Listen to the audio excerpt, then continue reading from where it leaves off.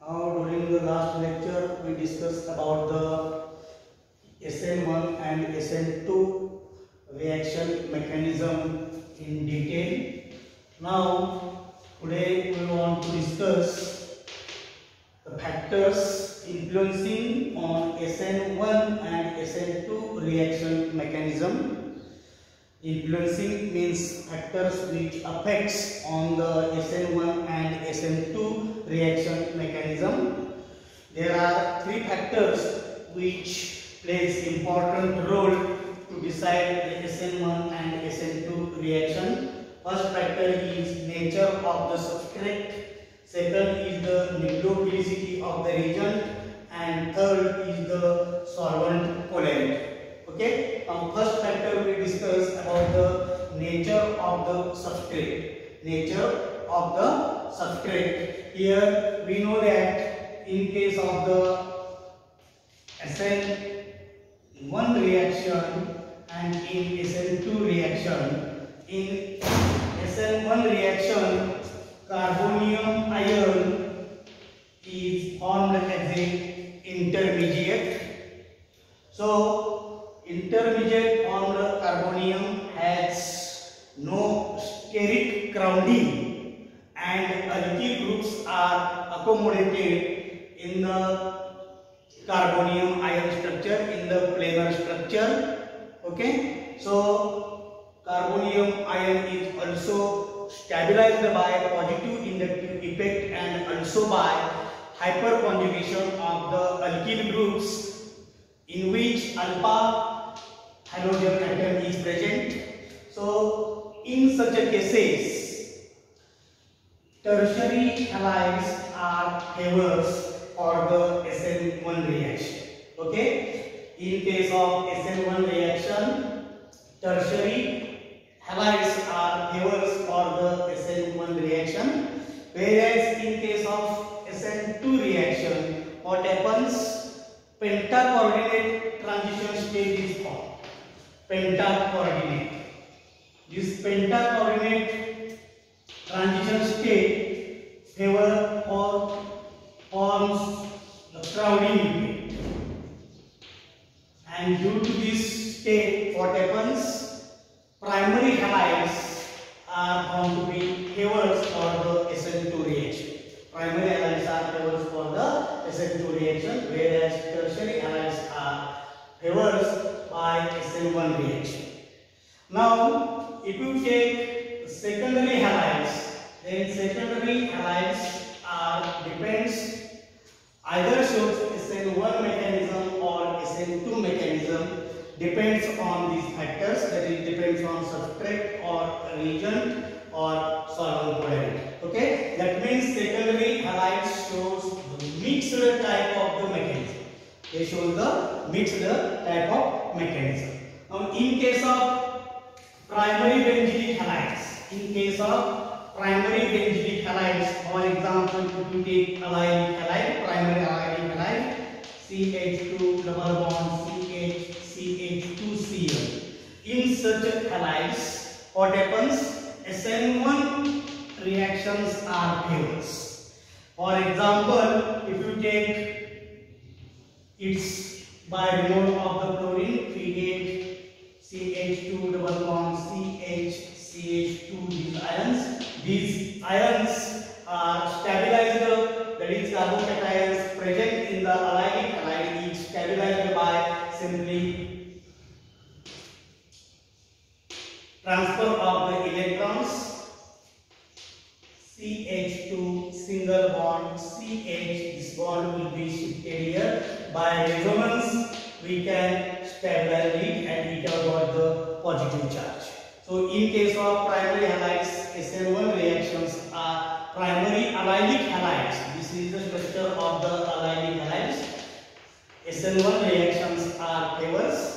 Similarly, if you take benzylic halides, for example, to take benzyl chloride and replace this chlorine, then we get benzylic ions as a same way, and they are stabilized by the resonance structures like that. Here charge will be transferred. It have got double bond structure and this bond is shifted here. So here positive charge is present. Remaining structure is as it is. Similarly, when this charge is transferred here, then at this position positive charge is develops. Remaining structure is as it is, double bond. So in such a way that what happens, resonance structure stabilizes the benzylic, primary benzylic halides, which are also favors for the SN1 reaction. Now remember well that when the substrate is primary halide, then they are favors by the SN2 reaction mechanism. When the substrate is the tertiary halides, then they are the favors for the SN1 mechanism, and secondary halides shows the mixed type of the mechanism. Okay, whereas primary allylic halides and primary benzylic halides shows are favors for the SN1 reaction. So this is the first factor. Now second factor is the nucleophilicity of the reagent, that is either strong or weak nucleophile. If you use, then they play the important role here again. In case of SN1 mechanism, as carbonium ion, as you know that intermediate state planar structure is formed. So weak nucleophile are also supports for the SN1 mechanism, because in first step SN1 mechanism is the two-step mechanism, you know that, and in first step attack of nucleophile is not developed there, because rate of a SN1 reaction is depends on the concentration of the only one substrate, that is you know that concentration of the tertiary butyl bromide and not on the nucleophile. So in first step nucleophile not plays important role. Either if you use weak nucleophile, then also reaction is favors. So in short we can say that weaker nucleophiles are favors for the SN1 reaction. Second, if you use SN2 mechanism, then you know that SN2 mechanism is the first step mechanism, and into that first step backside attack of nucleophile is possible in first stage. So strong nucleophile favors for the SN2 reaction. Strong nucleophile is favors for the SN2 reaction.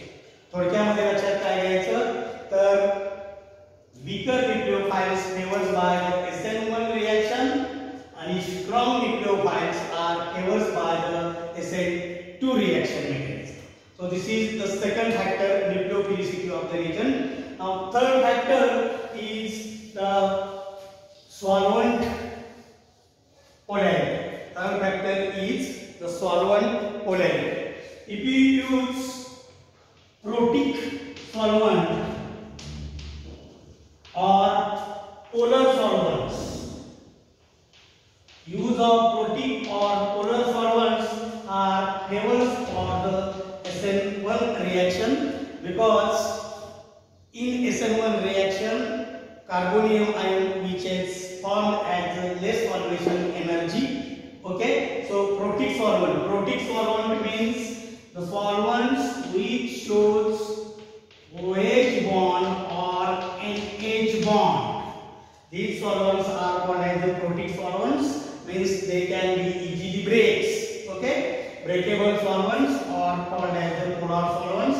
These are favors by SN1 reaction, whereas a protic solvent or say non-polar solvents are favors by SN2 reaction. Aprotic solvent or non-polar solvents which cannot be dissociated, clear, or ionizable, they are favored by the SN2 reaction. Okay, so we discuss the factors influencing or affecting on the SN1 and SN2 reaction mechanism. That is 3 factors: nature of substrate, nucleophilicity, and solvent polarity. In next lecture, we discuss about the other point, remaining point. Okay, we stop here.